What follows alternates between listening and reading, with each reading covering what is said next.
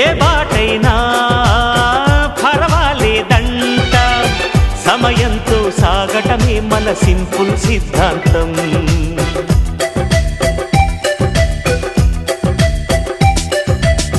చిరుగాలికి పరిమళమిచ్చే సిరిమల్లెల వనమై ఉందాం, గగనాన్ని నేలను కలిపే హరివిల్లుల బంతెన అవుదాం.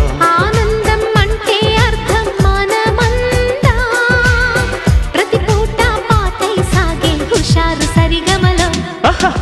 ఎన్నో ఎన్నో రాగాలుండే సంగీతం కాదా, చల్లకి నవ్వుల కేరింత.